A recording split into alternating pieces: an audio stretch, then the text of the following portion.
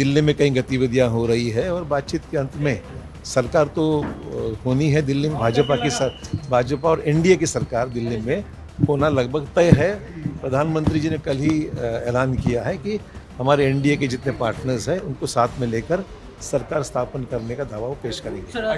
जिस प्रकार से 400 का नारा दिया, लेकिन जो कल आंकड़े है, क्या आश्चर्यजनक नहीं है? निश्चित तौर पर कुछ जगह तो लगा था कि उम्मीद थी, पर कई फैक्टर्स है, चुनाव है, आखिरी में चुनाव में कई फैक्टर्स काम करते हैं, पर आखिरी में एनडीए का तो बहुमत हो गया।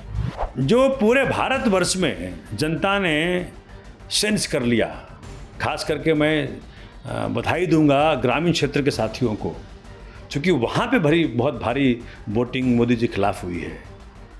और उसी का कारण रहा कि मोदी जी की अपनी सीट, वाराणसी की सीट, जहाँ वो क्लेम करते थे 10 लाख से जीतेंगे, 6 लाख से जीतेंगे, वो 1.25 लाख पे रिड्यूस हो गए उनकी मार्जिन। स्मृति ईरानी जी की सीट जो अमेठी से बहुत बुरी तरह हारी हैं, राहुल जी अपने दोनों सीटों से जीत गए हैं।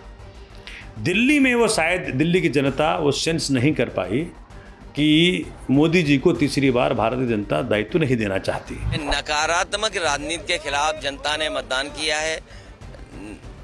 इस देश का सौहार्द, भाईचारा, गंगा जमनी तहजीब के साथ और लोकतंत्र, संविधान और आरक्षण बचे, उस दिशा में जनता ने मतदान किया है। दिल्ली की जनता के प्रति कृतज्ञता ज्ञापित करती हूँ।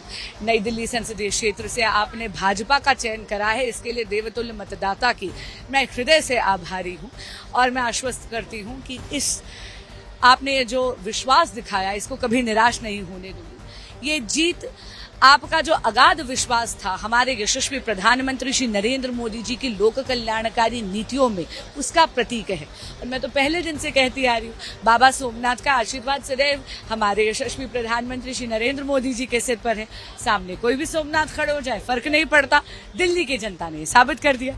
इस बार देखा गया, पहली बार नरेंद्र मोदी जी खत्म हो चुके हैं, उनका मैजिक खत्म हो चुका है, वो बहुमत से काफ़ी दूर है। अब उनको जो है बिना उनके 2 बड़े जो सहयोगी हैं, बिना उनके अब सरकार चल नहीं सकती है।